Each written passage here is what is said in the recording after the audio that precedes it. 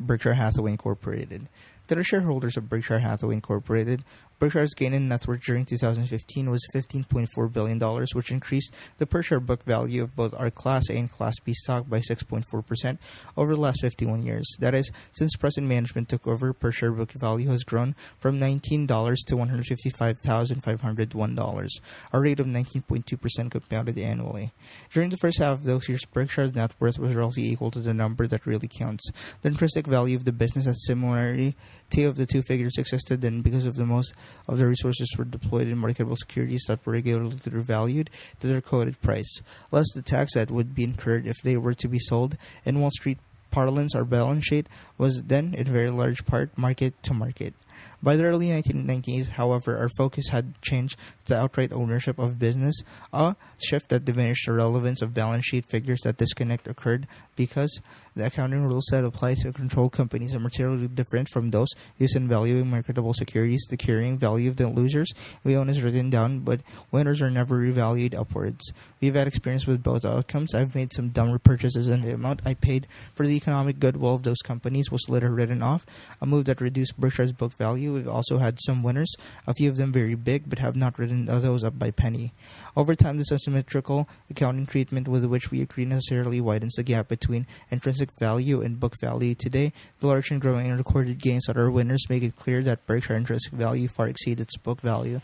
That's why we would be delighted to repurchase their shares should they sell as low as 120% of book value. At that level, purchases would instantly and meaningfully increase per share intrinsic value for Berkshire's accounting continuing shareholders. The recorded increase in the value of our owned business explains why Berkshire aggregate market value gain tabulated in the facing page materially exceeds our book value gain. The two indicators vary radically over short periods. Last year, for example, book value performance appeared over time. However, market value gains should continue their historical tendency to exceed gains in book value. All per share figures used in this report apply to Berkshire. The A shares figure for the B shares are 150th of the show, 1,500th of the show shown for an A. The year at Berkshire. Charlie Munger and Berkshire Vice Chairman, my partner, and I expect Berkshire normalized earning power to increase every year. Actual year-to-year earnings, of course, will sometimes decline because of the weakness in the U.S. economy, or possibly because of the insurance market catastrophes. In some years, the normalized gains will be small. At other times, they will be material. Last year was a good one. Here are the highlights. The most important development at Berkshire during 2015 was down to financial, though it led to better earnings. After a poor performance in 2014, our BNSF Railroad dramatically improved its service to customers last year. To attain the result, we invested about $5.8 billion during the year in capital expenditures, a sum far away in record of any American railroad, nearly 3 times our annual depreciation charge. It was money well spent. BNSF moves about 17% of America's intercity freight, measured by revenue ton miles, whether transported by rail, truck, air, water, or pipeline. In that respect, we are a strong number one among several large American railroads, 2 of which are Canadian-based, carrying 45% more ton miles of freight than our closest competitor. Consequently, maintaining first-class service is not only vital to our shippers' welfare, but also important to the smooth function of the U.S. economy. For most American railroads, 2015 was a disappointing year. Aggregate ton miles fell, and earnings weakened as well. BNSF, however, maintained volume, and pre-tax income rose to a record $6.8 billion, a gain of $206 million from 2014. Matt Rose and Carl Ice, the managers of BNSF, have many thanks and deserve yours. Throughout this letter, all earnings are stated on a pre-tax basis unless otherwise designated. BNSF is the largest of our Powerhouse 5, a group that also includes Berkshire Hathaway, Energy, Marmon, Lubrizol, and IMC. Combined, these companies are 5 most profitable non-insurance business, earned $13.1 billion in 2015, an increase of $650 million over 2014. Of the 5, only Berkshire Hathaway Energy, then earning $393 million, was owned by us in 2003. Subsequently, we purchased 3 of the other 4 on an all-cash basis. In acquiring BNSF, however, we paid about 70% of the cost in cash, and for the remainder, issued Berkshire shares that increased the number outstanding by 6.1%. In other words, the $12.7 billion gain in annual earnings delivered Berkshire by the 5 companies over the 12-year span has been accompanied by only minor dilution that satisfy our goal of not simply increasing earnings but making sure we also increase per share results. Next year, I will be discussing the Powerhouse 6. The newcomers will be Precision Cast Parts Corp., PCC, a business that we purchased a month ago for more than $32 billion of cash. PCC fits perfectly into the Berkshire model and will substantially increase our normalized per share earning power. Under CEO Mark Donegan, PCC has become the world's premier supplier of aerospace components, most of them destined to be original equipment, through spares are important to the company as well. Mark's accomplishment remind me of the magic regularly performed by Jacob Harpaz at IMC, our remarkable Israeli manufacturer of cutting tools. The two men transform very ordinary raw materials into extraordinary products that are used by major manufacturers worldwide. Each is the Da Vinci of his craft. PCC's products, often delivered under multi-year contracts, are key components in most large aircraft. Other industries are served as well by the company's 38,466 employees who work out of 162 planes in 13 countries. In building his business, Mark has made many acquisitions and will make more. We look forward to having him deploy the Berkshire's capital. A personal thank you. The PCC acquisition would not have happened without the input and assistance of our own Todd Combs, who brought the company my attention a few years ago and went on to educate me about both the business and Mark. Though Todd and Ted Weschler are primarily investment managers, they each handle about $9 billion for us. Both of them cheerfully and ably add major value to the Berkshire in other ways as well. Hiring these two was one of the best moves. With the PCC acquisition, Berkshire will own 1-to-1 companies that would populate the Fortune 500 if there was standalone business. Our 27% holding of Kraft Heinz is the 1/4. That leaves under just 98% of America's business giants that have yet to call up us. Operators are standing by. Our many dozens of smaller non-insurance businesses earned $5.7 billion last year from $5.1 billion in 2014. Within this group, we have one company that last year earned more than $700 million, two that earned between $400 million and $700 million, seven that earned between $250 million and $400 million, six that earned between $100 million to $150 million, and 11 that earned between $50 million and $100 million. We love them all. This collection of business will expand both in number and earnings as the years go by. When you talk about America's crumbling infrastructure, rest assured that they're not talking about Berkshire.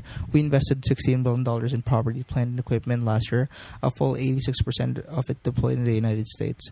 I told you earlier about the BNSF record capital expenditures in 2015. At the end of the year, our rulers' physical facilities will be improved for those existing 12 months earlier. Berkshire Hathaway Energy, BHE, is a similar story. The company has invested $16 billion in renewable and now owns 7% of the country's wind generation and 6% of the solar generation. Indeed, the 4,423 megawatts of wind generation owned and operated by a regulated utilities is 6 times the generation of the run-up utility. We're not done. Last year, BHE made major commitments to the future development of renewables in support of Paris climate change conference. Are fulfilling those promises will make great sense both for the environment, for the Berkshire's economics. Berkshire's huge and growing insurance operation again operated an underwriting profit 2015 that makes 13 years in a row, increase its float during those years. Our float money that doesn't belong to us but that we can invest for Berkshire's benefit grew from $41 billion to $88 billion. Though neither that gain or the size of our float is reflected in Berkshire's earnings. Float generates significant investment income because of the assets it allows us to hold. Meanwhile, our underwriting profit totaled $26 billion during the 13-year period, including $1.8 billion earned in 2015. Without a doubt, Berkshire's largest unrecorded wealth lies in its insurance business. We've spent 48 years building this multifaceted operation that can't be replicated. While Charlie and I search for new business to buy, our many subsidiaries are regularly making bolt-on acquisitions. Last year, we was contracted for 29 bolt-ons scheduled to cost $634 million in aggregate. The cost of these purchases range from $300,000 to $143 million. Charlie and I encourage bolt-ons if they are sensibly priced. Most deals offered us most definitely aren't. These purchases deploy capital in operations that fit with our existing business that will be managed by our core of expert merger managers. That means though it doesn't work for us, yet more earnings for Berkshire combination we find highly appealing. We will make many dozens of bolt-on deals in future years. Our Heinz partnership with Jorge Paulo Lemon, Alex Bering, and Bernardo Hayes more than doubled its size last year by merging with Kraft. Before this transaction, we owned about 53% of Heinz at a cost of $4.25 billion. Now we own 325.4 million shares of Kraft Heinz, about 27%, that costs us $9.8 billion. The new company has annual sales of $27 billion and can supply you Heinz ketchup or the mustard to go with your Oscar Mayer hot dogs. that come from the craft side. Add a Coke and you will be enjoying my favorite meal. We will have the Oscar Mayer Wiener Mobile at an annual meeting. Bring your kids, though we sold no Kraft Heinz shares. GWP, Journal Accepted Accounting Principles, required us to record a $6.8 billion write-up of our investment upon completion of the merger. That leaves us with our Kraft Heinz holding carried on our balance sheet at a value many billions above our cost and many billions below its market value, an outcome only an accountant could love. Berkshire also owns Kraft Heinz preferred shares that pay us $720 million annually and are carried at $7.7 billion on our balance sheet. That holding will almost certainly be redeemed for $8.32 billion in June, the release date allowed under preferred terms. That will be good news for Kraft Heinz and bad news for Berkshire. Jorge Paulo and his associates could not be better partners. We share with them a passion to buy, build, and hold large business that satisfy basic needs and desires. We follow different paths, however, in pursuing this goal. Their method, which they have been extraordinarily successful, is to buy companies that offer an opportunity for eliminating many unnecessary costs very promptly to make the move that will get the job done. Their actions significantly boost productivity, the all-important factor in America's economic growth over the past 140 years. Without more output of desired good and service per working hour, that's a measure of productivity gains. An economy inevitably stagnates. That much of corporate America truly major gains and productivity are possible, in fact offering opportunities to Jorge Paulo and his associates. At Berkshire, we too crave efficiency and detest bureaucracy. To achieve our goals, however, we follow an approach emphasizing avoidance, bloat, buying businesses such as PCC that have long been run by cost-conscious and efficient managers. After the purchase, their role is simply to create an environment in which the CEOs and their eventual successors, who typically are like-minded, can maximize both their managerial effectiveness and the pleasure they derive from their jobs. With his hands-off style, I am heeding a well-known Mungerism. If you want to guarantee yourself a lifetime of misery, be sure to marry someone with the intent of changing their behavior. We will continue to operate with extreme, indeed almost unheard of decentralization at Berkshire, but we'll also look for opportunities to partner with Jorge Paulo, either as financing partner, as was the case when his group purchased Tim Hortons, or as combined equity and financing partners Todd Hines. We also may occasionally partner with others, as we have successfully done at Berkadia. Berkshire, however, will only join with partners speaking friendly acquisitions to be sure certain hostile offers are justified. Some CEOs forget that it is shareholders for whom they should be working, while other managers are woefully inept. In either case, directors may be blind to problem or simply reluctant to make the change required. That's what new faces are needed. Though we will leave these opportunities for others, at Berkshire we go only where we are welcome. Berkshire increased its ownership interest last year in each of its big four investments: American Express, Coca-Cola, IBM, and Wells Fargo. We purchased additional shares of IBM, increasing our ownership to 8.4% versus 7.8% at year-end 2014, and Wells Fargo going to 9.8% from 9.4%. At the other two companies, Coca-Cola and American Express, stock repurchases raised our percentage to ownership. Our equity in Coca-Cola grew from 9.2% to 9.3%. Our interest in American Express increased from 14.8% to 15.6%. In case you think these seemingly small changes aren't important, consider this math. For the four companies in aggregate, each increase of 1 percentage point in our ownership raises Berkshire portion of their annual earnings by about $500 million. These four investees possess excellent business and are run by managers who are both talented and shareholder-oriented. Their returns on tangible equity range from excellent to staggering. At Berkshire, we much prefer owning controlling but substantial portion of a wonderful company to owning 100% of a so-so business. It's better to have a partial interest in the Hope Diamond than to own all the rhinestone. If Berkshire's year-end holdings are used as a marker of our portion of the Big Four's 2015 earnings amounted to $4.7 billion in the earnings we report to you. However, we include only the dividends they pay us, about $1.8 billion last year.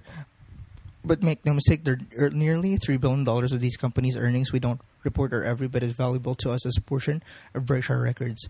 The earnings our investees retain are often used for purchases of their own stock, a move that increases Berkshire's share of future earnings without requiring us to lay out a dime. The returned earnings of these companies also fund business opportunities that usually turn out to be advantageous. All that leads us to expect that the per share earnings of these four investees in aggregate will grow substantially over time. If gains do indeed materialize, dividends set to Berkshire will increase, and so too will our unrealized capital gains. Our flexibility in capital allocation, our willingness to invest large sums passively in uncontrolled businesses give us significant edge over companies that limit themselves to acquisition they will operate. Woody Allen once explained that the advantage of being bisexual is that it doubles your chance of finding a date on Saturday night. In like manner, well, not exactly like manner, our appetite for either operating business or passive investment doubles our chances of finding sensible uses for Berkshire's endless gusher of cash. Beyond that, having a portfolio of marketable securities gives us a stockpile of funds that can be tapped when an elephant-sized acquisition is offered to us.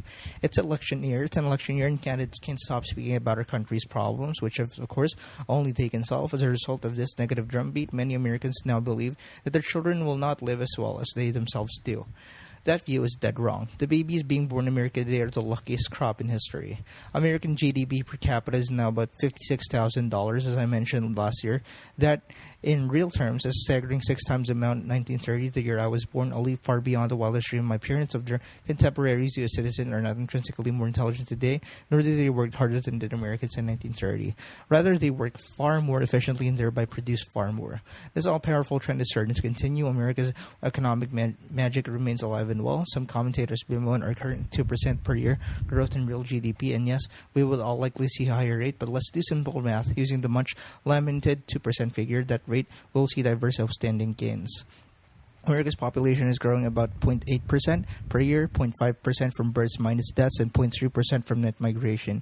Thus, 2% of all overall growth produces about 1.2% of per capita growth. That may not sound impressive, but in a single generation of, say, 25 years, that rate of growth leads to a gain of 34.4% in real GDP per capita. Compounding effects produce the excess over the percentage that would result by simply multiplying 25 by 1.2%. In turn, that 34.5% 4% gain will produce staggering $19,000 increase in real GDP per capita for the next generation. Were that to be distributed equally, the gain would be $76,000 annually for a family of 4. Today's politicians need not shed tears for tomorrow's children. Indeed, most of today's children are doing well. All families in my upper middle class neighborhood regularly enjoy a living standard better than achieved by John D. Rockefeller Sr. at the time of my birth. His unparalleled fortune couldn't buy what we now take for granted, whether the field is, to name just a few, transportation, entertainment, communication, or medical services. Rockefeller certainly had power and fame. He could not, however, live as well as my neighbors now do. Though the pie to be shared by the next generation will be far larger than today's, how it will be divided will remain fiercely contentious. This is now the case. There will be struggles for the increased output of goods and service between those people in their productive years and retirees, between the healthy and the infirm, between the inheritors and the Horatio Elgers, between investors and workers, in particular between those with talents that are valued highly by the marketplace and the equally decent, hard-working Americans who lack the skills for the market prizes. Clashes of that sort have forever been with us and will forever continue. Congress will be the battlefield, money and votes will be the weapons, lobbying will remain a growth industry. The good news, however, is that even members of losing sides will almost certainly enjoy, as they should, far more goods and services in the future than they had in the past. The quality of increased bounty will also dramatically improve. Nothing rivals the market system in producing what people want, or even more so in delivering what people don't yet know they want. My parents, when young, could not envision a television set, nor did I, in my 50s, think I needed a personal computer. Both products, once people saw what they could do, quickly revolutionized their lives, and I spent 10 hours a week playing bridge online. As I write this letter, search is available to me. I'm not ready for Tinder, however. For 240 years, it's been a terrible mistake to bet against America, and now's no time to start. America's golden goose of commerce and innovation will continue to lay more and more larger eggs. America's social security promises will be honored and perhaps made more generous. And yes, America's kids will live far better than their parents did. Considering this favorable tailwind, Berkshire, and to be sure, a great many other businesses will almost certainly prosper. The managers who succeed Charlie and me will bid Berkshire per share intrinsic business value, following our simple blueprint of 1. Constantly improving the basic earning power of our many subsidiaries. 2. Further increasing their earnings through bolt-on acquisitions. 3. Benefiting from the growth of our investees. 4. Repurchasing our Berkshire shares when they're available at a meaningful discount from intrinsic value. And 5. Making an occasional large acquisition. Management will also try to maximize results for you, but rarely, if ever, use issuing Berkshire shares. Intrinsic business value. As much as Charlie and I talk about intrinsic business value, we cannot tell you precisely what the number is for Berkshire shares, nor in fact for any other stock. It is possible, however, to make a sensible estimate of our 2010 annual report. We laid out 3 elements, one of them qualitative, and what we believe are the keys to an estimation of Berkshire's intrinsic value. That discussion is reproduced in full pages of 113 to 114. Here's an update of the 2 quantitative factors. In 2015, our per share cash and investment increased 8.3% to $159,794, with our Kraft Heinz shares stated market value and earnings from our many businesses, including insurance underwriting income, increased 2.1% to $12,304. per share. We excluded in the second factor that dividends and interest from the investment we hold, because including them would produce a double counting of value. And arriving at our earnings figure, we deduct all corporate overhead, interest, depreciation, amortization, and minority interest. Income taxes, though, are not deducted, that is, earnings as pre-tax. I use italics in the paragraph above because we are for the first time including insurance underwriting, income, and business earnings. We did not want that when we initially introduced Berkshire to qualitative pillars of valuation, because our insurance results were then heavily influenced by catastrophe coverages. If the wind didn't blow and the earth didn't shake, we made large profits, but a mega catastrophe would produce red ink. In order to be conservative in starting our business earnings, we consistently assumed that underwriting would break even our time and ignored any of its gains or losses in our annual calculation of the second factor of value. Today, our insurance results are likely to be more stable than was the case a decade or two ago, because we have de-emphasized catastrophe coverages and greatly expanded our bread and butter lines of business. Last year, underwriting income contributed $1,118 per share to $12,304 per share of earnings referenced in the second paragraph of this section. Over the past decade, annual underwriting income has averaged $1,434 per share, and we anticipate being profitable in most years. You should recognize, however, that underwriting in any given year could well be unprofitable, perhaps substantially so. Since 1970, our per share investments have increased at a rate of 18.9% compounded annually, and our earnings, including the underwriting results in both the initial and terminal year, have grown at a 23.7% clip. It is no coincidence that the price of Berkshire stock over the ensuing 45 years has increased at a rate very similar to that of our two measure of value. Charlie would like to see gains in both sectors, but our main goal is to build operating earnings. Now let's examine the four major sectors of our operations. Each has a vastly different balance sheet and income characteristics from the others, so we'll present them as four separate business, which is now how Charlie and I view them, though there are important enduring economic advantages to having them all under one roof. Our intent is to provide you with information we would wish to have if our positions were reversed. With you being the reporting manager and we, the absentee shareholder, don't get excited. It is not a switch we are considering. Insurance. Let's look at the first insurance. The property casualty PC branch of that industry has been the engine that has propelled our expansion since 1967, when we acquired National Indemnity and its sister company, National Fire and Marine, for $8.6 million. Today, National Indemnity is the largest property casualty company in the world, as measured by net worth. Moreover, its intrinsic value is far in excess of the value at which it's carried on our books. One of the reasons we're attracted to the PC business was its financial characteristics. PC insurers receive premiums up front and pay claims later. In extreme cases, such as those arising from certain workers' compensation accidents, payments can stretch over many decades. This collect now, pay later model leaves PC companies holding large sums, money we call float, that will eventually go to others. Meanwhile, insurers go to invest this float for their own benefit. So individual policies and claims go. The amount of float an insurer holds usually remains fairly stable in relation to premium volume. Consequently, as our business grows, so does our float, and how we have grown, as the following table shows. Year float in millions. 1970, $39. 1980, $237. 1990, $1,632. 2000, $27,871. 2010, $65,832. 2015, $87,722. Further gains in float will be tough to achieve on the plus side. Geico and several of our specialized operations are almost certain to grow at a good clip.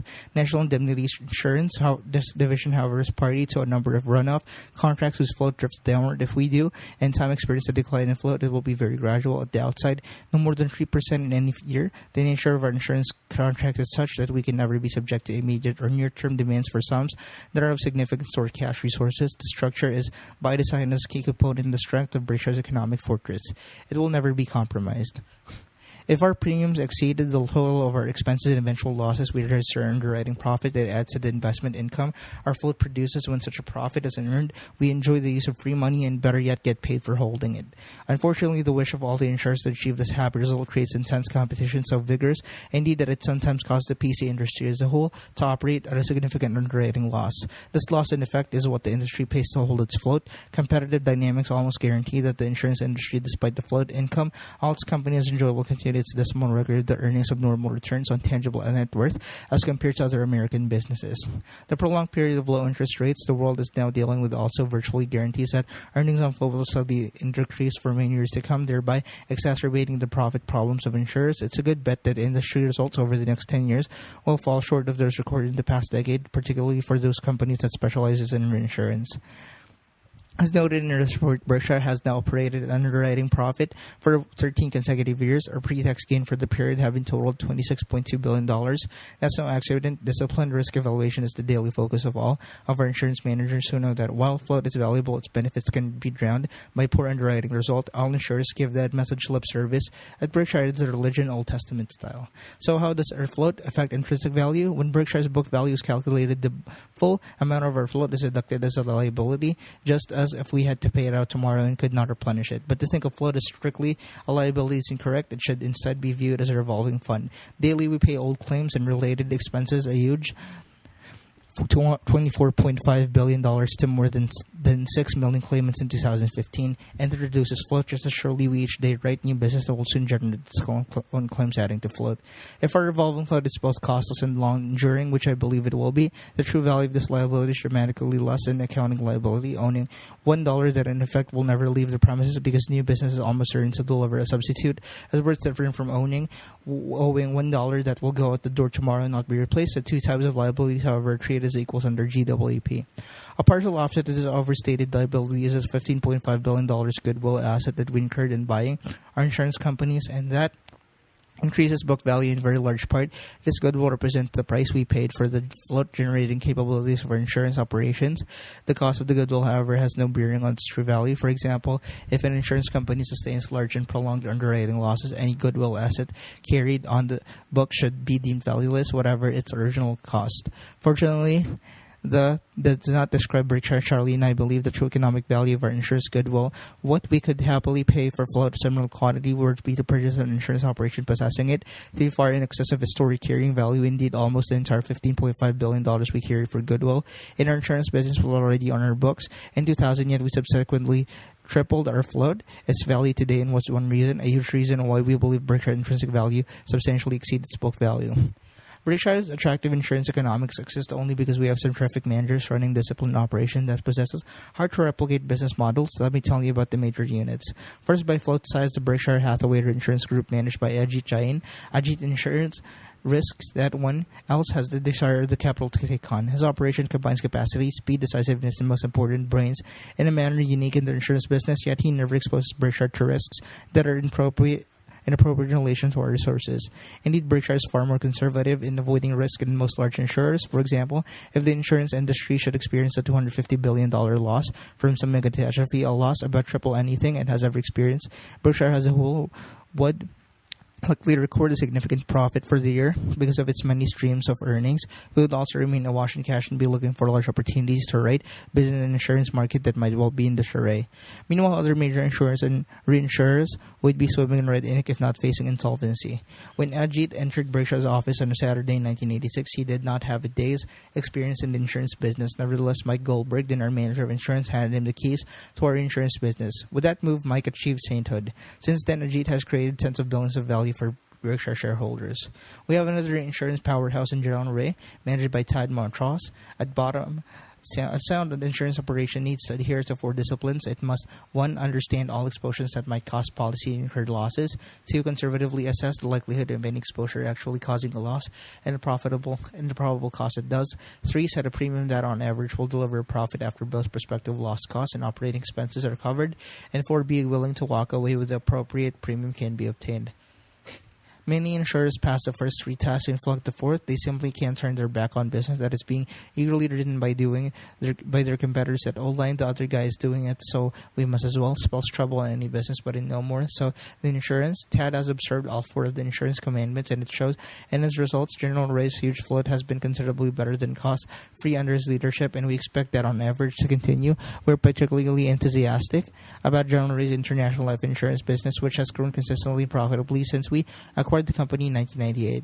It can be remembered that soon after we purchased General Ray, it was the best at repair problems that caused commentators and me as well as briefly to believe that I had made a huge mistake. That day is long gone. General Ray is now a gem. Finally, there's Geico. The insurer on which I cut my teeth 65 years ago. Geico is managed by Tony Nicely, who joined the company at 18 and completed 54 years of service in 2015. Tony became CEO in 1993, and since then, the company has been flying. There's no better manager than Tony in the 40 years that I've known him. His every action has made great sense. When I was first introduced to Geico in January 1951, I was blown away by the huge cost advantage the company enjoyed compared to the expenses borne by the giants of the industry. It was clear to me that Geico would succeed because it deserved to succeed. No one likes to buy auto insurance. Almost everyone thought, though, likes to drive. The insurance consequently needed as a major expenditure for most families. Savings mattered to them, and only low-cost operation could deliver these. Indeed, at least 40% of the people reading this letter could save money by insuring with Geico. So stop right now and go to geico.com or call 800-368-2734. Geico's cost advantage is a factor that has enabled the company to gobble up market share year after year. We ended 2015 with 11.4% of the market compared to 2.5% in 1995 when Berkshire acquired control of Geico. The company's low-cost create a moat, an enduring one that competitors are unable to cross. All the while, our Geico never tires of telling Americans how Geico can save them important money. I love hearing the little guy deliver his message. 15 minutes could save you 15% or more on car insurance. Of course, there's always a grouch in the crowd. One of my friends says he is glad that only few animals can talk, since the ones that do speak seems unable to discuss any subject but insurance. In addition to our three major insurance operations, we own a group of smaller companies that privately write commercial coverages and aggregate.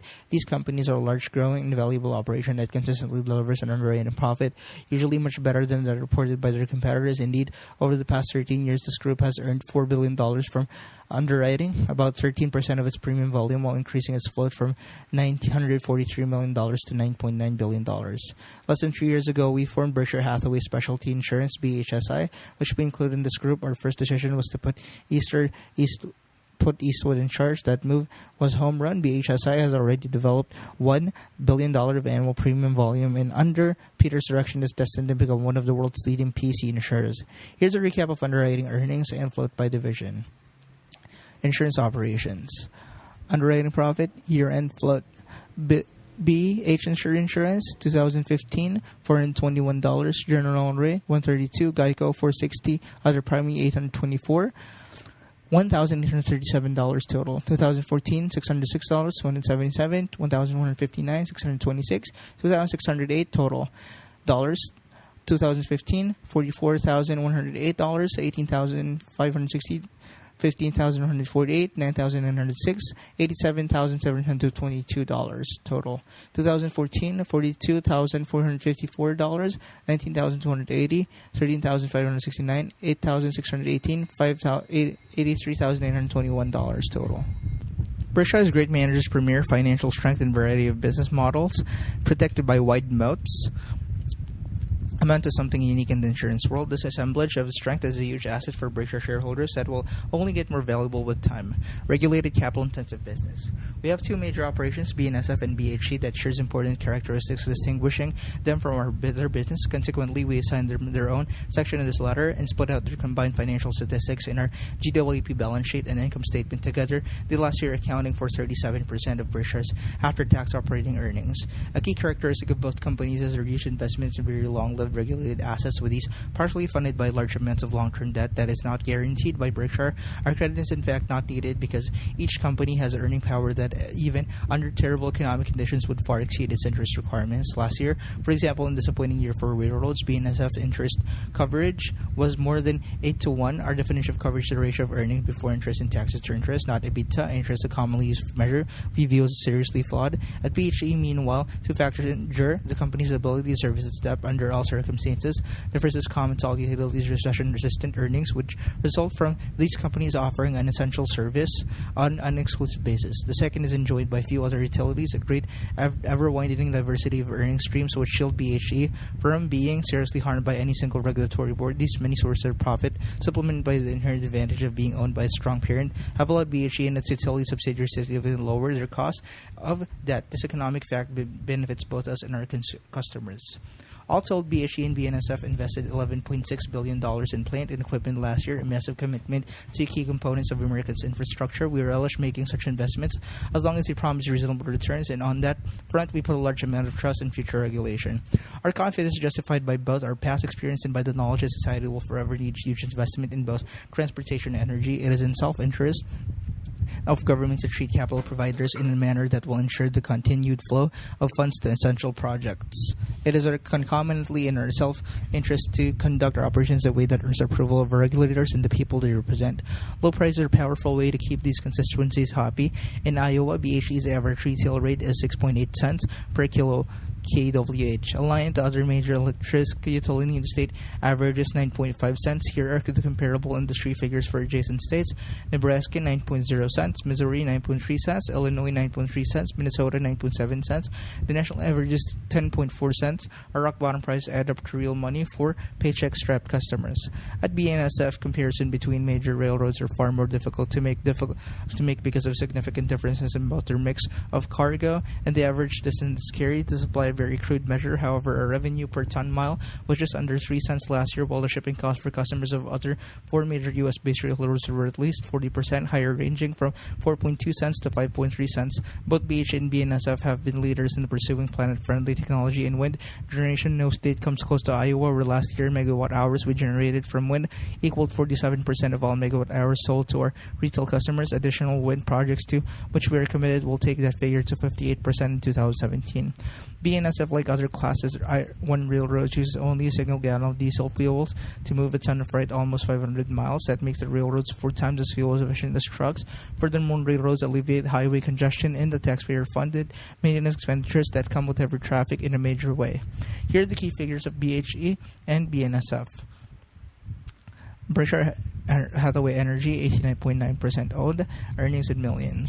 UK Utilities, Iowa Utility, Nevada Utilities, Pacific Corp, primarily Oregon and Utah, Gas Pipeline, Northern National and Kern River, Canadian Transmission Utility, Renewable Projects, Home Services, others. Net operating earnings before corporate interest rates, interest, income taxes, net earnings applicable to Berkshire. Earnings in millions, 2015, $460. $314, $586, $1,026, $401, $170, $175, $191, $27, $3,350, $499, $481, $2,370, $2,132, $2014, $527, $298, $541, $1,010, $379, $16, $194, $139, $26, $3,138, $427, $616, $2,095, $1,882, $2013, $362, $230, $58, $982, $385, $50, $139, $112, $2,102, $296, $170, $1,636, $1,470. BNSF, earnings in millions. Revenue, operating expenses, operating earnings before interest and taxes, interest, net income taxes, net earnings. 2015, $21,967, $14,264, $7,703, $928, $2,527, $4,248, 2014, $23,239, $16,237, $7,002, $833, $2,300, $3,869, 2013, $22,014, $15,357, $6,657, $729, $2,135, $2,793. I currently expect increased after-tax earnings to BHE in 2016, but lower earnings at BNSF, manufacturing, service, and retailing operations. Our activities in this part of Berkshire cover the waterfront. Let's look at a summary, balance sheet, and earnings statement for the entire group. Balance sheet, 12/31/15 in millions. Assets, cash equivalents, accounts and notes receivable, inventory, other current assets, total current assets, goodwill and other intangibles, fixed assets, other assets. $6,807, $8,886, $1,916, $970, $28,579, $30,289, $15,161, $4,445, $78,474. Liabilities and equity, notes payable, other current liabilities, total current liabilities, deferred taxes, term debt and other liabilities, uncontrolled interest, Berkshire equity. 2,135, 10,565, 12,700, 3,649, 4,767, 521, 56,837, $78,474.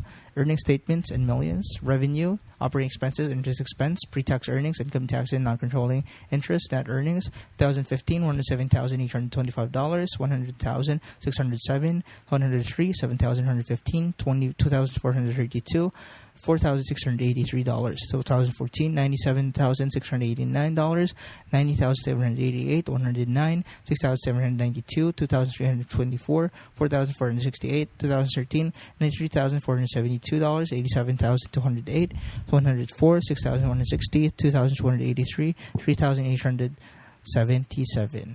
Earnings for 2013 have been restated to exclude Marmon's leasing operations, which are now included in the finance and financial product results. Our income and expense data confirming GWAP is on page 38. In contrast, the operating expense figures above are non-GWAP because they exclude some purchase accounting items, primarily the amortization of certain intangible assets. We present the data in this manner because Charlie and I believe the adjusted number more accurately reflect the true economic expenses and profits of the business aggregated in the table than do GWAP figures. I will explain all the adjustments, some tiny arcane, but serious investors should understand the disparate nature of the intangible assets. Some truly deplete in value over time, while others in no way lose value. For software, as a big example, amortization charges are very real expenses. Conversely, the concept of recording of charges against other intangibles, such as customer relationship, arises from purchase accounting rules and clearly does not reflect economic reality. GWAP accounting draws no distinction between the two types of charges. Both, that is, recorded expenses when earnings are calculated, even though from an investor's viewpoint they could not differ more. In the GWAP compliant figures we show on the page 38, amortization charges of $1.1 billion have been deducted as expenses. We would call about 20% of these real, the rest not. The non-real charges, not existent in Berkshire, have become significant because of the many acquisitions we have made. Non-real amortization charges are likely to climb further as we acquire more companies. The table on page 55 gives you the current status of our intangible assets as calculated by GWAP. We now have $6.8 billion left for amortizable intangibles, of which $4.1 billion will be expensed over the next 5 years. Eventually, of course, every dollar of these assets will be charged off. Even that, what happens, reported earnings increase even if the true earnings are flat. My gift to my successor. I suggest that you ignore a portion of GWAP amortization costs, but it's what trepidation that I do, and knowing that it has become common for managers to tell their owners to ignore certain expense items that are too real. Stock-based compensation is the most egregious example.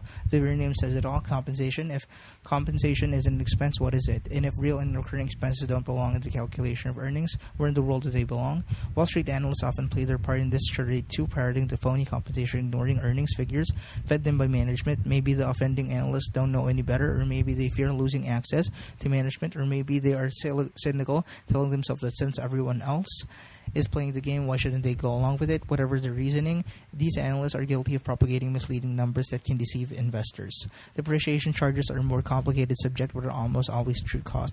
Certainly there at Berkshire, I wish we could keep our business competitive while spending less than our depreciation charge, but in 51 years, I've yet to figure out how to do so. Indeed, the depreciation charge we record in our railroad business falls short of the capital outlays needed to merely keep the railroad running properly, a mismatch that leads to GWP earnings that are higher than true economic earnings. This overstatement of earnings exists all at railroads when CEOs or investment bankers tout pre-depreciation figures such as EBITDA as a valuation guide which their longest length while they speak. Our public reports of earnings will of course continue to conform to GWAP to embrace reality. However, you should remember to add back most of the amortization charges we report. You should also subtract something to reflect BNSF's inadequate depreciation charge. Let's get back to our manufacturing, service, and retail operations, which sell products ranging from lollipops to jet airplanes. Some of the sector's business, measured by earnings on unleveraged net tangible assets, enjoy terrific economics, producing profits that run from 25% after tax to far more than 100%. Others generate returns in the area of 12% to 20%. A few, however, these are serious mistakes I made in my job of capital allocation, have very poor returns. In most of these cases, I was wrong in my evaluation of the economic dynamics of the company or the industry in which it operates, and we are now paying the price for my misjudgment. At other times, I stumble in evaluating either the fidelity or the ability of incumbent managers or ones I later appointed. I will commit more errors. You can count on that. If we look out, they will occur at our smaller operations. Viewed as a single entity, the companies in this group are an excellent business. They employed an average of $25.6 million of net tangible assets during 2015, and despite their holding large quantities of excess cash and using only token amounts of this leverage, earned 18.4% after tax on that capital. Of course, the business business with terrific economics can be a bad investment if it's bought too high a price. We have paid substantial premiums to net tangible assets for most of our business, a cost that is reflected in the large figure we show for goodwill and other intangibles. Overall, however, we're getting a decent return on the capital we have deployed in the sector. Earnings from the group should grow substantially in 2016 as a Duracell and Precision cast parts enter the fold. We have far too many companies in this group to comment on them individually. Moreover, the competitors, both current and potential, read this report. In a few of our business, we might be disadvantaged of others new. Our numbers in some of our operations that are of size material to the evaluation of Berkshire. Therefore, we only disclose what is required. You can nevertheless find a good bit of detail about many of our operations in pages 88 to 91. Finance and financial products, our leasing and rental operations are conducted by CORT Furniture, Extra, Semi-Retailers, and Marmon, primarily tank cars but also freight cars, intermodal, tank containers, and cranes. These companies are industry leaders and have substantially increased their earnings as the American economy has gained strength. At each of these three, we have invested more money in new equipment than have many of our competitors, and that's paid off. Dealing from strength is one of Berkshire's enduring advantage. Kevin Clayton has again delivered an industry-leading performance at Clayton Homes, the second largest home builder in America. Last year, the company sold 34,397 homes, about 45% of the manufactured homes bought by Americans. In contrast, the company was number 3 in field with a 14% share when Berkshire purchased in 2003. Manufactured homes allowed the American dream of home ownership to be achieved by lower-income citizens. Around 70% of the new homes costing $450,000 or less come from our industry. About 46% of Clayton's homes are sold through 331 stores we ourselves own and operate. Most of the Clayton's remaining sales are made to 1,395 independent retailers. Key to Clayton's operation is its $12.8 billion mortgage portfolio. We originate about 35% of all mortgages in manufactured homes. About 37% of our mortgage portfolio emanates from our retail operation, with a balance primarily originated by independent retailers, some of which sell our homes while others market only of the homes of our competitors. Lenders other than Clayton have come and gone, with Berkshire backing. However, Clayton steadfastly financed home buyers through the panic days of 2008 to 2009. Indeed, during that period, Clayton used precious capital to finance dealers who did not sell their homes. The funds we supplied to Goldman Sachs and General Electric at that time produced headlines. The funds Berkshire quietly delivered to Clayton both made home ownership possible for thousands of families and kept many non-Clayton dealers alive. Our retail outlets, employing simple language and large type consistently, inform home buyers of alternative sources for financing, most of it coming from local banks, and always secure acknowledgement from customers that this information has been received and read. The form we use is produced at its actual size on page 119. Mortgage origination practices are of great importance to both the borrower and society. There's no question that reckless practices in home lending played a major role in bringing the financial panic of 2008, which in turn led to the Great Recession.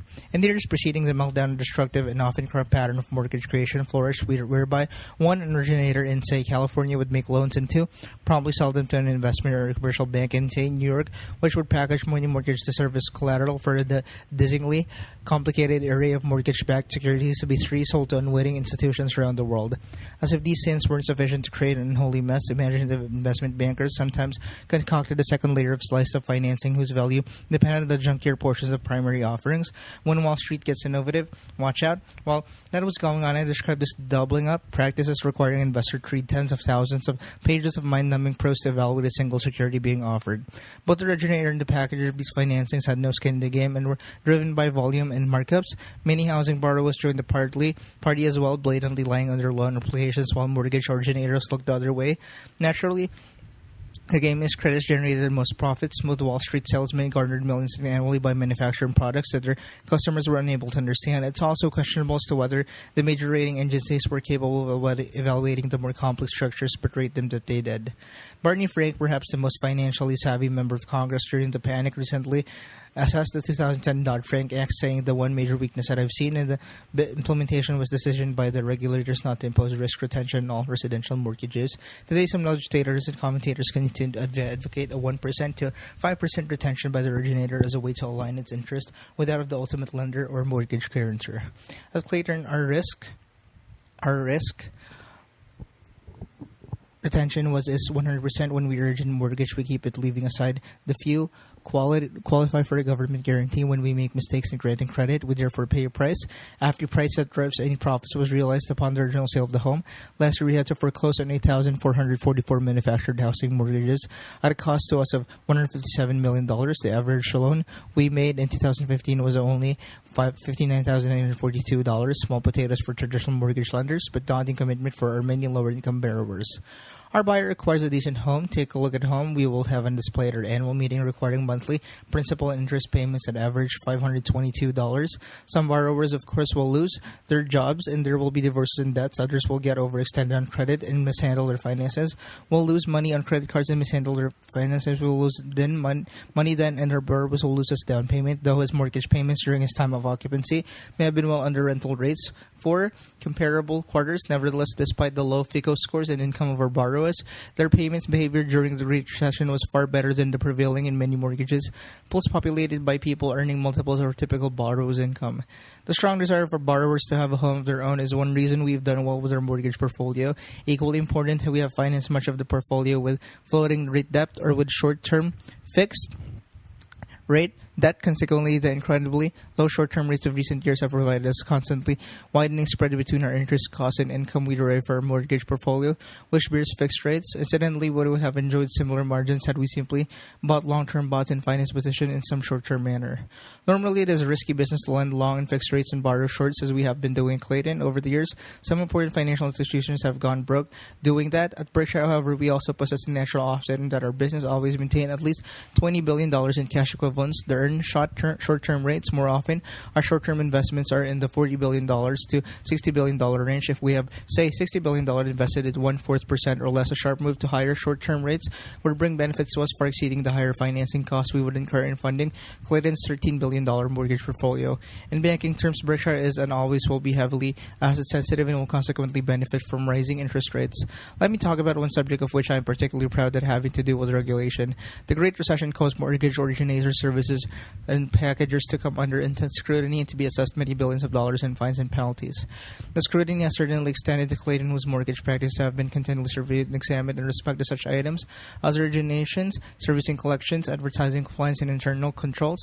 At federal level, we answered to the Federal Trade Commission, Department of Housing and Urban Development, and the Consumer Financial Protection Bureau. Dozens of states regulate us as well. During the past 2 years, indeed, various federal and state authorities from 25 states examined and reviewed Clayton and its mortgages on 65 occasions. The result, our total fines during this period were $38,200 and early funds to customers $704,678. Furthermore, though we had to foreclose on 2.64% of our manufactured home mortgages last year, 95.4% of our borrowers were current in their payments at year-end as they moved towards owning a debt-free home.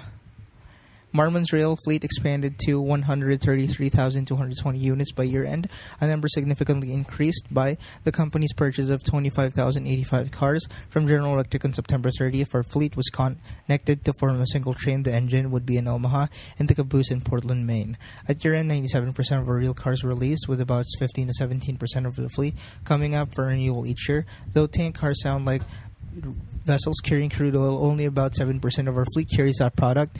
Chemicals and refined petroleum products are lead items we transport. When trailers roll by, look for the UTLX or Procore markings that identify your tank cars. When you spot on the brand, puff out your chest, you own a portion of that car. Here's our earnings recap for the sector. 2016, 2014, 2013. Berkshire, our 50% share. Clayton Court, Marmon Containers and Cranes, Marmon Rail Cars Extra, net financial income in millions, $74, $706, $55, $192, $546, $172, $341, $2,086 total. $122, $558, $49, $238, $442, $147, $283, $1,839, $80, $416, $42, $226, $353, $125, $322, $1,564 total. Exclude capital gains or losses. Investment. Below we list our 15 common stock investment at our year-end had the largest market value. We exclude our Kraft Heinz holding because we are part of a control group and accounted for it in the equity method.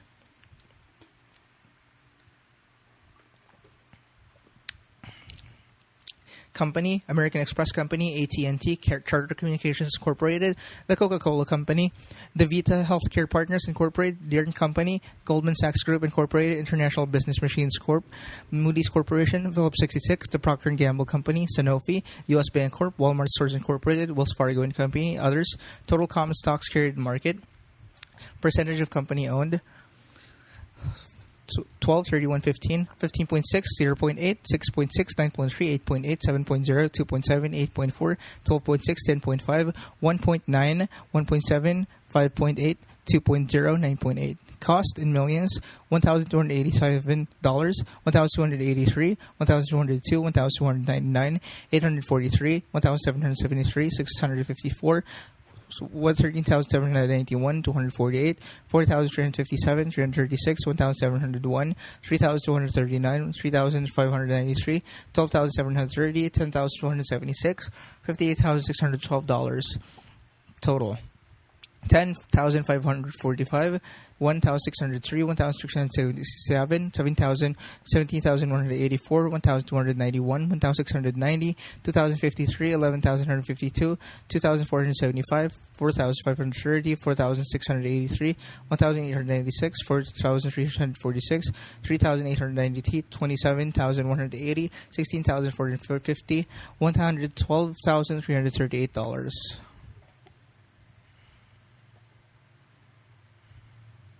Shares: 151,610,700, 46,577,138, 7,463,157, 400 million, 18,513,482, 22,164,450, 11,390,582, 81,033,450, 24,669,778, 55,384,926, 52,477,678, 22,169,930, 101,859,335, 63,507,544, 500 million. This is our actual purchase price, and also our tax basis GAAP cost differs in a few cases between write-ups or write-downs that have been recorded under GAAP rules. Exclude shares held by pension funds or Berkshire subsidiaries held under contract of sale for this amount. Berkshire has one major equity position that is not included in the table. We can buy 700 million shares of Bank of America at any time prior to September 2021 for $5 billion at year-end. These purchases were worth $11.8 billion. We are likely to purchase them just before expiration of our option. If we wish to, we can use our $5 billion of Bank of America 6% preferred to fund the purchase. In the meantime, it is important for you to realize that Bank of America is in effect our fourth largest equity investment and one we value highly. Productivity and prosperity. Earlier, I told you how our partners at Kraft Heinz Fruit are in efficiencies, thereby increasing output per hour of employment. That kind of improvement has been the secret sauce of America's remarkable gains in living standards since the nation's founding in 1776. Unfortunately, the label of secret is appropriate. Too few Americans fully grasp the linkage between productivity and prosperity. To see the connection, let's look at the first of the country's most dramatic example, farming, and later examine three Berkshire-specific areas. In 1900, America's civilian workforce numbered 28 million. Of these, 11 million, a staggering 40% of the total, worked in farming. The leading crop then, as now, was corn. About 90 million acres were devoted to its production, and the yield per acre was 30 bushels for a total output of 2.7 billion of bushels annually. Then came the tractor, and one innovation after another that revolutionized such key to farm productivity as planting, harvesting, irrigation, fertilization, and seed quality. Today, we devote about 85 million acres to corn. Productivity, however, has improved yields to more than 150 bushels per acre for an annual output of 13 to 14 billion bushels. Farmers have made similar gains with other products. Increased yields that were only half the story. The huge increase in physical output have been accompanied by dramatic reduction in the number of farm laborers, human input. Today, about 3 million people work on farms, a tiny 2% of our 158 million person workforce. Thus, improved farming methods have allowed tens of millions of present-day workers to utilize their time and talents in other endeavors. A reallocation of human resources that enable Americans of today to enjoy huge quantities of non-farm goods and services they would otherwise lack. It's easy to look back over a 115-year span and realize how extraordinarily beneficial agricultural innovations have been, not just for farmers, but more broadly for our entire society. We would not have anything close to the America we know Had we stifled those improvements in productivity, it was fortunate that horses couldn't vote on a day-to-day basis. However, talk of the greater good must have rung hollow to farmhands and who's lost his job to machines that perform routine tasks far more efficiently than humans ever could. We'll examine this flip side for productivity gains later in the section. For the moment, however, let's move on to these three stories of efficiencies that have had major consequences for Berkshire subsidiaries. Similar transformations have been commonplace throughout American business. In 1947, shortly after the end of World War II, the American workforce totaled 44 million. About 1.35 million workers were employed in the railroad industry. The revenue ton miles of freight moved by Class 1 railroads that year totaled 655 billion. By 2014, Class 1 railroads carried 1.85 trillion ton miles, an increase of 182%, while employing only 187,000 workers, a reduction of 86% since 1947. Some of this change involved passenger-related employees, but most of the workforce reduction came on the freight side. As a result of the staggering improvement in productivity, the inflation-adjusted price for moving a ton-mile of freight has fallen by 55% since 1947, a drop saving shippers about $90 billion annually in current dollars. Another startling statistic, if it took as many people now to move freight as it did in 1947, we would need well over 3 million railroad workers to handle present volumes. Of course, that level of employment would raise freight charges by a lot. Consequently, nothing close to today's volume would actually move. Our own BNSF was formed in 1995 by a merger between Burlington Northern and Santa Fe. In 1996, the merged company's first full year of operation, 411 million tons miles of freight were transported by 45,000 employees. Last year, the comparable figures were 702 million ton miles plus 71% and 47,000 employees plus only 4%. That dramatic gain in productivity benefits both owners and shippers. Safety at BNSF has improved as well. Reportable injuries were 2.04 per 200,000 man-hours in 1996, and have since fallen by more than 50% to 0.95. A bit more than a century ago, the auto was invented, and around it formed an industry that insured cars, and the drivers initially this business was written through traditional insurance agencies. The kind of dealing in fire insurance, this agency-centric approach included high commissions and other underwriting expenses that consumed about 40 cents of the premium dollars. Strong local agencies were then in the driver's seat because they represented multiple insurers and could play one company off against another when commissions were being negotiated. Cartel-like pricing prevailed, and all involved were doing fine except for the consumer. And then some American ingenuity came into play. G.J. Marshall, a farmer from Myrna, Illinois, came up with the idea of a captive sales force that would sell the insurance products of only a single company. His baby was christened State Farm Mutual. The company cut commissions and expensive move that permitted lower prices and soon became a powerhouse. For many decades, State Farm has been a runaway volume leader in both auto and homeowners insurance. Allstate, which also operated with direct distribution model, was long the runner-up. Both State Farm and Allstate have had underwriting expenses of about 25%. In the early 1930s, another contender, United Service Auto Association, USAA, a mutual-like company, was writing auto insurance for military officers on the direct-to-the-customer basis. His marketing innovation rose from a need that military personnel had to buy insurance that would stay with them as they moved from base to base. That was business of little interest to local insurance agencies, which wanted the steady renewals that came from permanent residents. The direct distribution method of USAA, as it happened, incurred lower costs than those enjoyed by State Farm and Allstate, and therefore delivered an even greater bargain to customers. That made Leo and Lillian Goodwin, employees of USAA, dream of broadening the target market for its direct distribution model by beyond military officers in 1930. Starting with $100,000 of capital to incorporate Government Employees Insurance Corporation, later compressing this mouthful to Geico. Their fledgling did $238,000 of auto insurance business in 1957. Its first full year last year, Geico did $22.6 billion, more than double the volume of USAA. Through the early bird gets the worm, the second mouse gets the cheese. Geico's underwriting expenses in 2015 were 14.7% of premiums, with USAA being the only large company to achieve a lower percentage. Geico is fully as efficient as USAA, but spends considerably more in advertising aimed at promoting growth. For the price advantage, Geico's low cost allow it's not supporting that several years ago. The company sees the number 2 spot in auto insurance from Allstate. Geico is also gaining ground on State Farm, though it is still far ahead of us in volume. On August 30, 2030, my 100th birthday, I plan to announce that Geico has taken over the top spot. Mark your calendar. Geico employs about 34,000 people to serve its 14 million policyholders. I can only guess at the workforce it would require to serve similar number of policyholders under the agency system. I believe, however, that the number would be at least 60,000, a combination of what the insured would need in direct employment and the personnel required at supporting agencies. In its electric utility business, our Berkshire Hathaway Energy (BHE) operates within a charging economic model. Historically, the survival of a local electric company did not depend on its efficiency. In fact, a sloppy operation could do just fine financially. That's because utilities were usually the sole supplier of a needed product and were allowed to price the level that gave them prescribed return upon the capital they employed. The joke in the industry was that the utility was the only business that would automatically earn more money by decorating the boss office, and the CEOs ran things accordingly.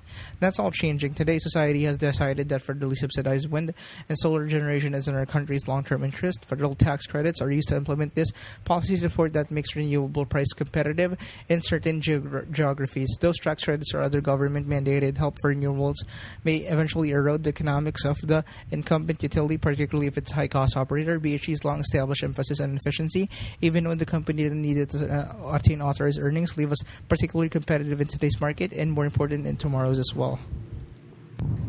BHE acquired its Iowa utility in 1999, and the year before that, utility employed 3,700 people and produced 19 million megawatt hours of electricity. Now we employ 3,500 people and produce 29 million megawatt hours. That major increase in efficiency allowed us to operate without a rate increase of 16 years, a period during which industry rates increased 44%. The safety record for Iowa utility is also outstanding. It had 0.79 injuries per 100 employees in 2015, compared to the rate of 7.0 experienced by the previous owner in the year before we bought the operation. In 2006, BHE purchased Pacific Corp, which operated primarily in Oregon and Utah. The year before the purchase, Pacific Corp employed 6,750 people and produced 52.6 million megawatt hours. Last year, the numbers were 5,700 employees, 56.3 million megawatt hours. Here, too, safety improved dramatically, with the accident rate per 100 employees falling from the 3.4 in 2005 to 8.85 in 2015. In safety, BHE now ranks in the industry's top decile. Those outstanding performance explain why BHE is welcome by regulators when proposed by a utility in their jurisdiction. The regulators know the company will run an efficient, safe, and reliable operation and also arrive with unlimited capital to fund whatever projects make sense.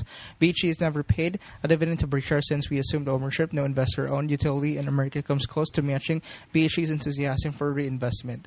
The productivity gains that I've just spelled out and countless others that have been achieved in America have delivered awesome benefits to society. That's the reason our citizens as a whole have enjoyed and will continue to enjoy major gains in the goods and services they receive. To this thought, there are the offsets. First, the productivity gains achieved in recent years have largely benefited the wealthy. Second, productivity gains frequently cause upheaval.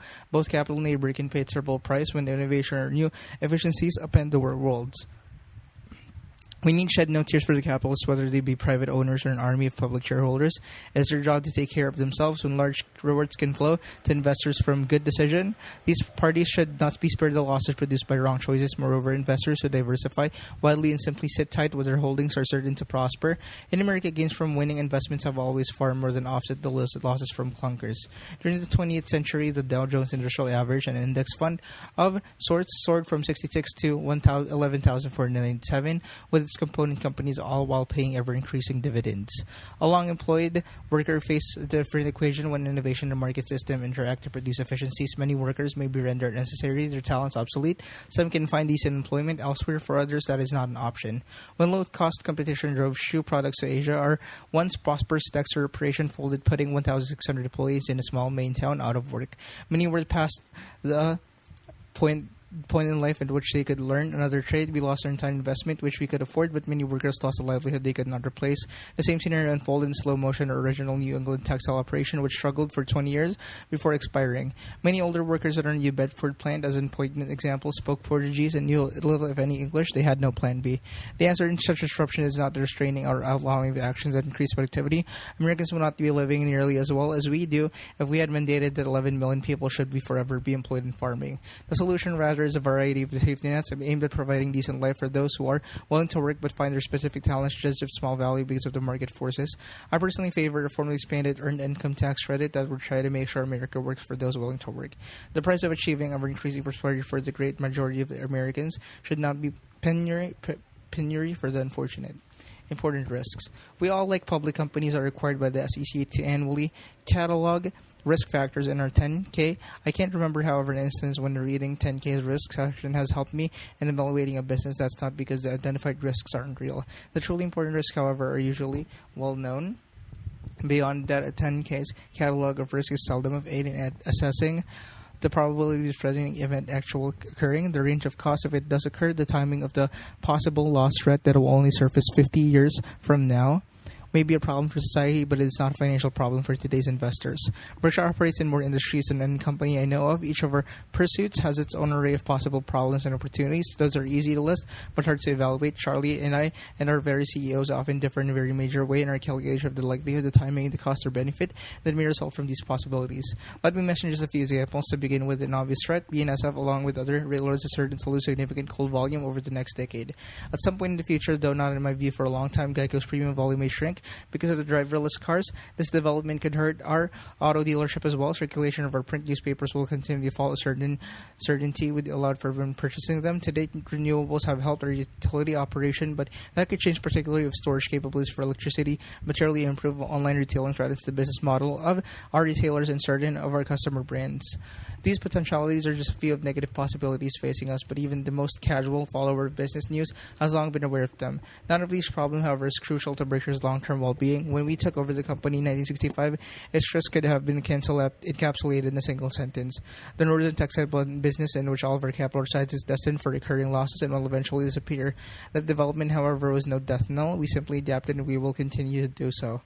Every day, Berkshire managers thinking about how they can better compete in an always changing world just as vigorously. Charlie and I focus on where a steady stream of funds should be deployed. In that respect, we possess a major advantage over one industry companies whose options are far more limited. I firmly believe that Berkshire has the money, talent, culture to plow through the sort of adversities I've itemized above and many more, and to emerge with even greater earning power. There is, however, one clear present and enduring danger to Berkshire against which Charlie and I are powerless. That threat to Berkshire is also a major threat of our citizenry faces, as successful as defined by the aggressor, cyber, biological, nuclear, or chemical attack on the United States. That is a risk Berkshire shares with all of American businesses.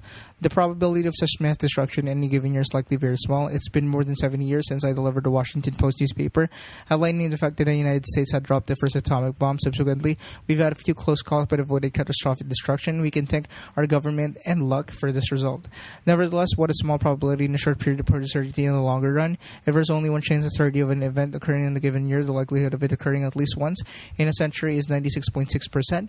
The added bad news is that there will forever be people and organizations, perhaps even nations, that would like to inflict maximum damage on our country. Their means of doing so have increased exponentially during my lifetime. Innovation has its dark side. There's no way for American corporations or investors shed this risk. If an investment occurs in the U.S., the least mass devastation, the value of all equity investment will almost certainly be decimated. No one knows the day after will look like. I think, however, that Einstein's 1949 appraisal remains apt. I know not with what weapons World War III will be fought, but World War IV will be fought with sticks and stones. I'm writing this section because we have a proxy proposal regarding climate change to consider at this year's annual meeting. The sponsor would like us to provide a report on the dangers that this change might present to our insurance operation and explain how we respond to these threats. It seems highly likely to me that the climate change poses a major problem for the planet. I say highly likely rather than certain because I have no scientific aptitude to remember. While the dire predictions of most experts about Y2K, it would be foolish, however, for me to anyone to demand 100% proof of the huge forthcoming damage to the world if that outcome seemed all possible and if prompt action had even a small chance of thwarting the danger. This issue bears a similarity to Pascal's wager on the existence of God. Pascal, it may be recalled, argued that if there was only a tiny probability that God truly exists, it made sense to behave as if he did, because the rewards could be infinite, whereas the lack of belief risked eternal misery. Likewise, if there is only 1% chance the planet is heading towards truly major disaster and delay means passing a point of no return, inaction now is foolhardy. Call this Noah's Law. If an ark may be essential for survival, begin building it today, no matter how cloudless the sky appears.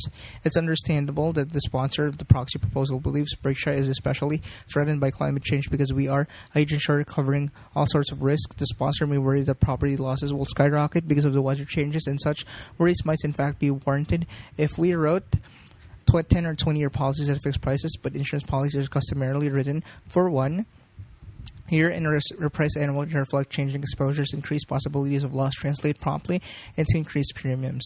Think back to 1951 when I first became enthused about Geico. The company's average loss per policy was in about $30 annually. I imagine your reaction if I had predicted then that in 2015 the loss cost would increase to about $1,000 per policy. Wouldn't such skyrocketing losses prove disastrous? You might ask. Well, no. Over the years, inflation has caused a huge increase in the cost of repairing both the cars and the humans involved in accidents, but these increased costs have been promptly matched by increased premiums, so paradoxically, the upward march in loss costs has made insurance companies far more valuable. If costs had remained unchanged, Berkshire would now own an auto insurer doing $600 million of business annually rather than one doing $23 billion. Up to now, climate change has not produced more frequent nor more costly hurricanes nor other weather-related events covered by insurance. As a consequence, U.S. supercat rates have fallen sadly in recent years, which is why we have backed away from that business. If supercats become costlier and more frequent, the likely though far from certain effect on Berkshire's insurance business would be it to make it larger and more profitable. As a citizen, you may understandably find climate change keeping you up nights. As a homeowner in a low-lying area, you may wish to consider moving, but when you are thinking only as a shareholder of a major insurer, climate change should not be your list of worries. The annual meeting. Charlie and I have finally decided to enter the 21st century. Our annual meeting this year will be webcast worldwide in its entirety. To view the meeting, simply go to https://finance.yahoo.com. BRK live stream at 9 a.m. Central Daylight Time on Saturday, April 30th. The Yahoo webcast will begin with a half hour of interviews with managers, directors, and shareholders. Then, 9:30. Charlie and I will commence answering questions. This new arrangement will serve two purposes. First, it may level off for modestly decrease attendance at the meeting last year. Record of more than 40,000 attendees strained our capacity. In addition to quickly filling the CenturyLink Center's main arena, we packed its overflows room and spelled into large meeting rooms at the adjoining Omaha Hilton. All major hotels were sold out when notwithstanding Airbnb's stepped-up presence. Airbnb was especially helpful for those visitors on limited budgets. Our second reason for initiating a webcast is more important. Charlie is 92 and I am 85. If we were partners with you in small business and were charged with running the place, you would want to look in occasionally to make sure we hadn't drifted off into la land. Shareholders, in contrast, should not need to come to Omaha to monitor how we look in town and making your evaluation be kind. I love for the fact that we didn't look impressive when we were at our best. Viewers can also observe our life-prolonging diet during the meeting. Charlie and I will each consume enough Coke, See's fudge, and See's peanut brittle to satisfy the weekly caloric needs of an NFL lineman. Long ago, we discovered the fundamental truth. There's nothing like eating carrots and broccoli when you're really hungry and want to stay that way. Shareholders planning to attend the meetings should come at 7 a.m. when the stores open.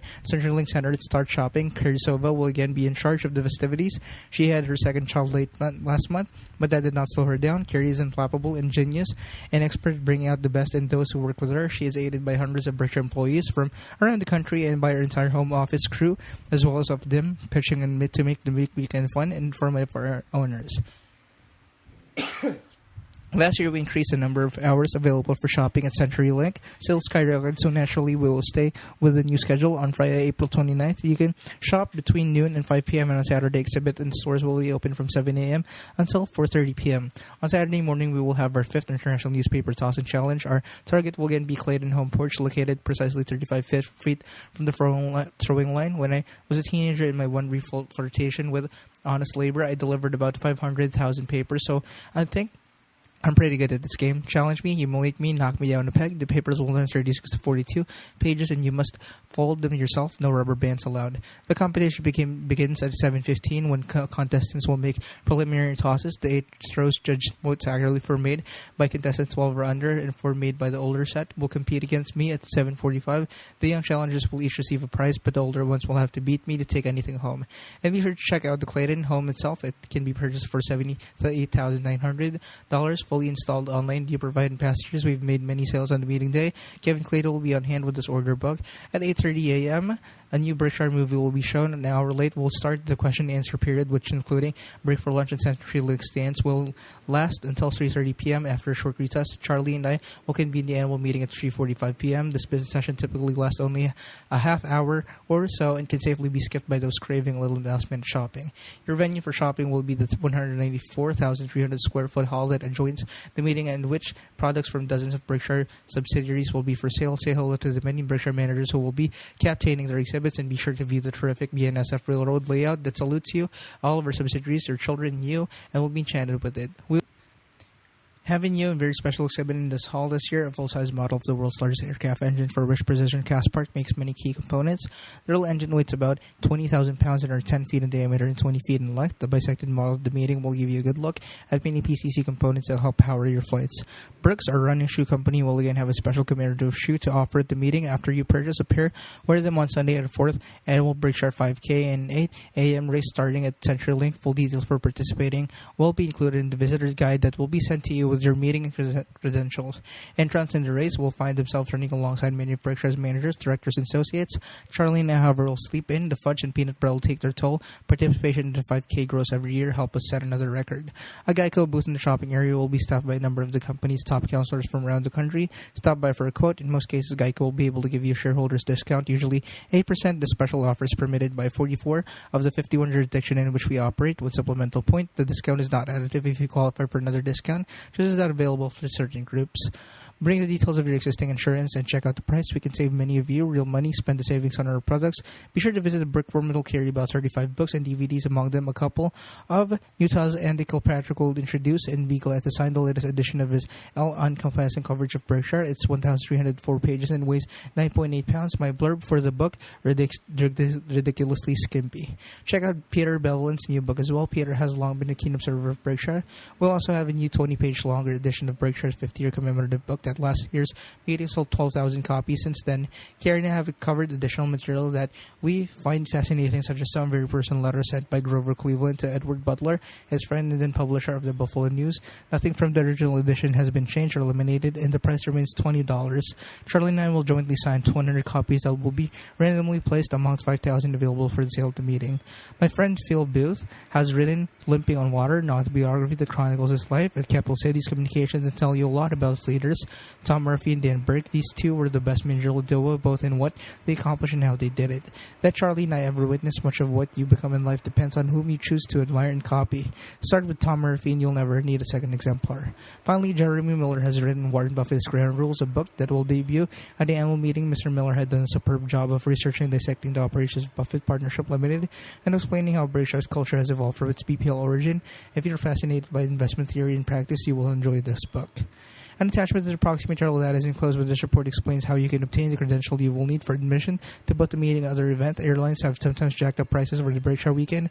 If you're coming from far away compared to the cost of flying Kansas City versus Omaha, the drive between the two cities is about 2.5 hours, and maybe that Kansas City can save you significant money, particularly if you had planned to rent a car in Omaha.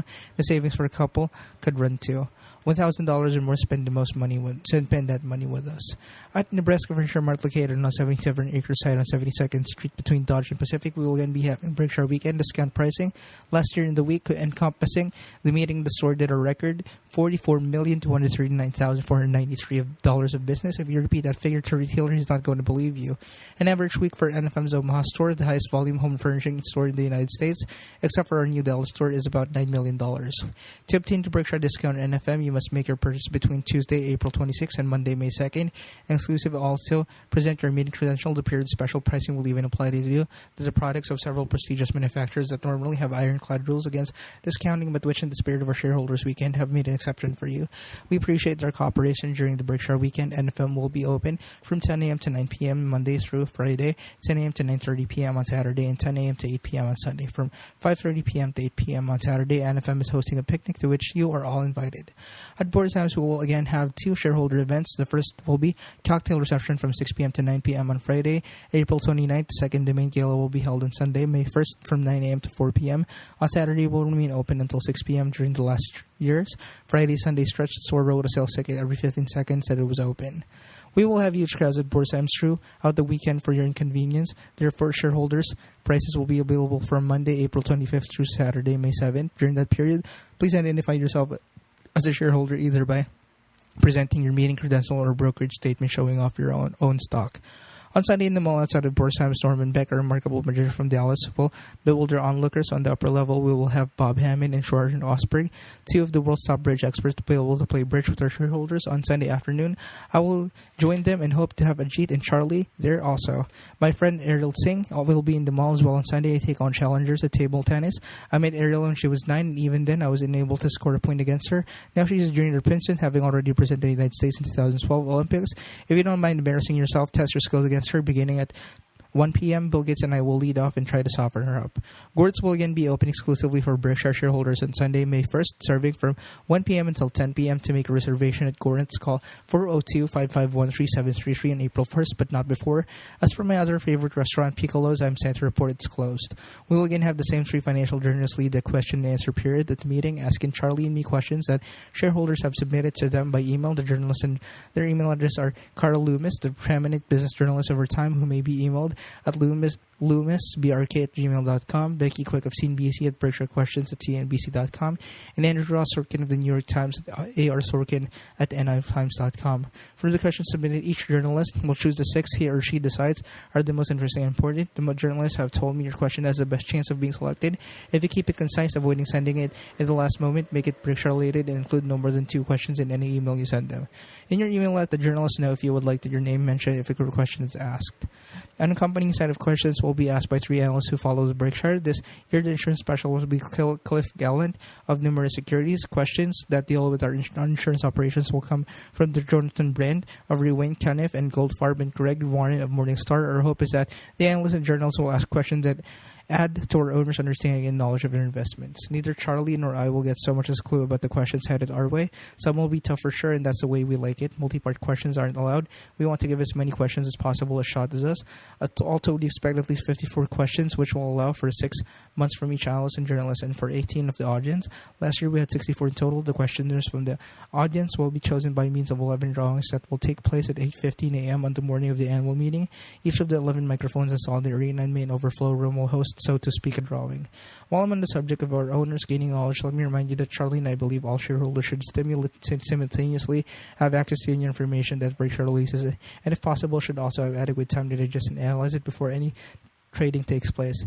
That's why we try to issue financial data late on Fridays and early on Saturdays, and when your annual meeting is always held on a Saturday, we do not follow the common practice of talking one-on-one with large institutional investor analysts, treating them instead as we do all other shareholders.